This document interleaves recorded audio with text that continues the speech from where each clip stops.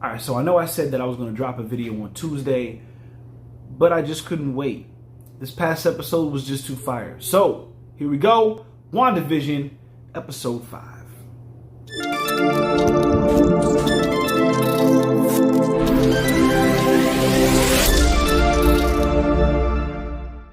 GQ, Those People Entertainment, and you already know what I'm going to tell you to do.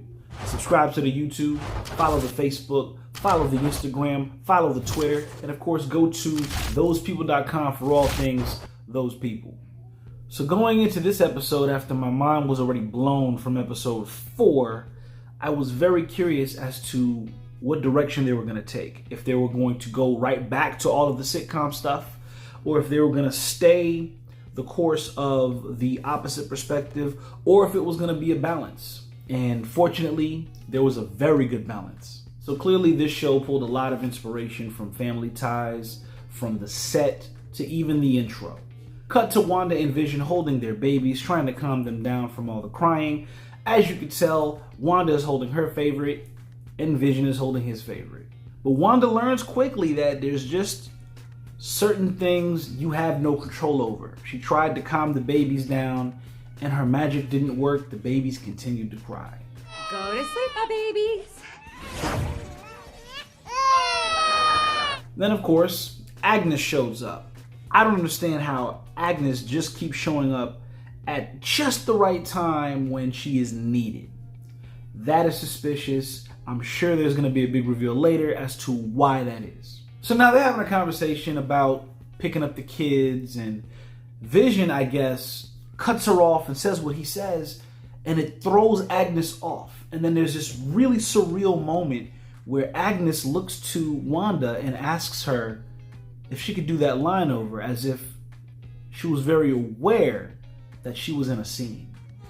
Do you want me to take that again? So as Agnes asks permission to say her line over, You want me to hold the babies? Should we just... I speculated 2 possible scenarios. On one hand, Agnes could be genuinely afraid and she's seeking Wanda's approval to do the line over. Or she could be low-key threatening Wanda, having her try to keep everything in line and not break the status quo of what they're trying to do with this image and the life that she created for herself. So it was almost like a, look, let's stick to the script or all this is going to come crashing down.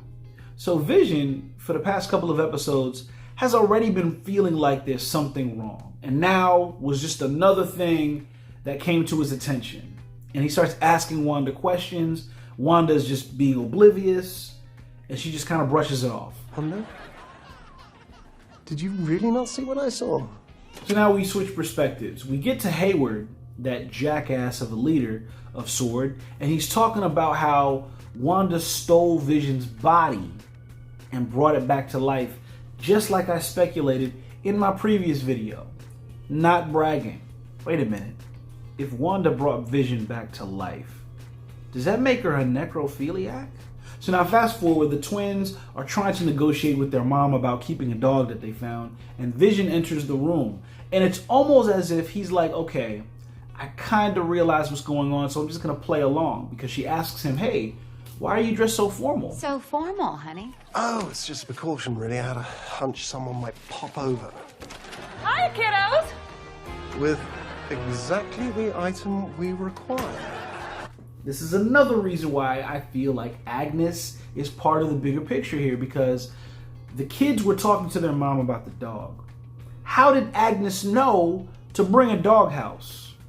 Then we run into another problem. Vision notices that Wanda is no longer hiding the fact that she has magical abilities, when just a couple of episodes before she was stressing the importance of making sure that they blend in and they don't use their powers in public. Well, should we make it official? Wanda! Agnes was right there! Well, she didn't notice. She didn't even notice when the boys went from babies to 5-year-olds. That's not what we agreed upon. You made no effort to conceal your abilities. Well, I'm tired of hiding this. And maybe you don't have to either. Wanda, we are usually so much of the same mind. Right now, What aren't you telling me? Moving right along, we hear Darcy talk about a hex. The same hex that I brought up in my previous episode. Once again, not bragging. Basically, there are hexagons all over this series. From the intros and outros of the sitcoms to the way that Hayward has his frames organized in his office. Also, as a side note, hexagons have 6 sides. 6, 6, 6, 6, as in the devil's number? Mephisto? So we get a little hint that there's some tension between Monica Rambeau and Captain Marvel. If he hadn't initiated a blitz. I mean, nobody else came close. Well, I'd argue that Captain Marvel came close. Her powers came from an Infinity Stone too, right? We are not talking about her. We are talking about Wanda. It could possibly be because she felt abandoned because she left her there for so long. Who knows? But we're going to find out in the next Captain Marvel movie because she is going to be in it. So now back to director Hayward. He is looking more and more like a dick as the series goes on. Not to mention he seems way too eager to take Monica out. Now, I'm speculating that maybe he has something to do with the bigger picture as well, simply because he knew where the body was. Then we get that weird scene in the office with Vision. Vision right now is at this point like, I know none of this is real, but I'm just going to go with the flow. Then all of a sudden, everybody starts reading an email out loud at the same time. Sword. Top secret communique. Authenticate. Dr. Darcy Lewis findings regarding Maximus. High levels of radiation present at perimeter. Effect on Westview residents unknown. Vision touches his computer and realizes it did a little something to it. So he touches his friend Norm. And Norm starts to freak out and starts talking about how he needs to get to a phone and he needs to reach his family. Please help me. What day is it? How long has it been? Where's my phone? I have to call my sister. Norm. She's taking care of her dad. He's sick. Where's my phone? Calm yourself, Norm. I can't understand what you're trying to tell me. You have to stop her. Stop who? She's in my head. None of it is my own. It hurts. It hurts so much. Just make her stop. Just make her stop! It's almost as if his powers break people from the influence of Wanda. But then again, is it really Wanda controlling everything? Because if you really pay attention, Norm said, make her stop. He never really says who her is. It could be Wanda, because that's pretty much what everybody expects. But it could also be somebody else. Maybe it's Agnes. Maybe it's that Dot chick that, Dottie is the key to everything in this town. that organized the party in the talent show for the children. This is for the children. You also got to keep in mind, she also didn't have an identity that was put up on the board in the previous episode, on episode 4. So we're looking at Agnes and we're looking at Dottie, or whatever her name is. I don't remember. But they both don't have real identities that were shown in any of these episodes, which means there's a big reveal coming later. So a drone gets sent in, but Hayward, the jackass, put a weapon in there and fired it at Wanda. Big mistake, because now Wanda's pissed. So now she shows up into the real world saying, hey, leave me alone. And now she got her Sokovian accent back, so you know she's pissed. This will be your only warning. Stay out of my home. You don't bother me, I won't bother you. So after a heated exchange, she decides to turn all the guns around and point them at Hayward. It looked very similar to the Magneto X-Men scene when they were pointing their guns at him and he turned the guns right back at them. So now we move on to a seemingly innocent commercial for Lagos paper towels. If Lagos sounds familiar, it should. Lagos was the name of the city in which Wanda accidentally killed a whole group of people that caused the Sokovia Accords to be created. Now, of course, she killed all those people by accident, which really hits home in this closing line of the commercial. Lagos, for when you make a mess, you didn't mean to.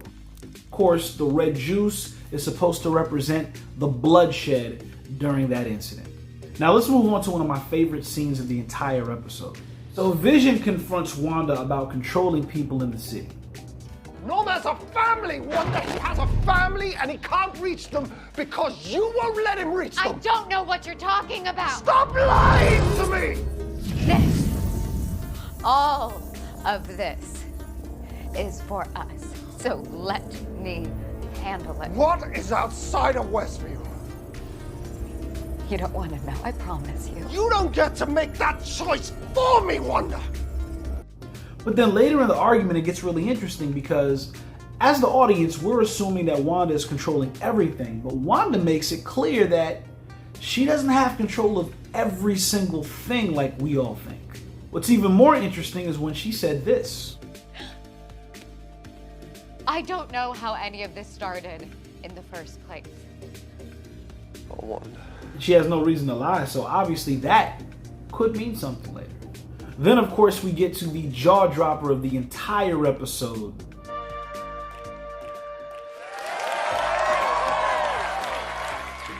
Pietro shows up. But not this Pietro, the one from the X-Men movies. That's right, Quicksilver got Aunt Viv. Now with Pietro showing up, this could mean one of two things.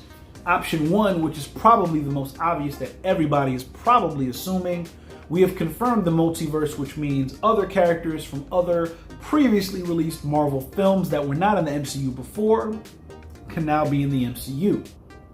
Or this may not be Pietro at all. Let's consider the timing in which he showed up. Wanda and Vision are at odds. And it was almost as if that argument and that conversation was suddenly going to break them out of whatever they were experiencing, and they were going to realize the truth. It was almost as if they were getting closer to the truth because Vision was making her realize what was going on and that it was wrong. And just before they can go any deeper, coincidentally, it is wrong.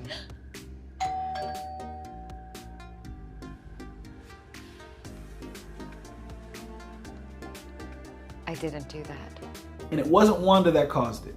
So that leads me to believe that there's somebody disguised as Pietro to keep the peace, to keep the status quo, but in actuality, this is probably a villain in disguise. I don't know if it's Mephisto or some other character, but clearly he is there to keep Wanda distracted from the bigger picture of what's really going on. I think Wanda is in fact controlling a lot of what's happening, but I think it's under the control of somebody else. And whoever that somebody else is, they want her children. I mean, why else would her kids be the only kids in the entire city? I don't know, man. It's very unsettling, but I guess we will see. On to the next episode. Thank you for watching.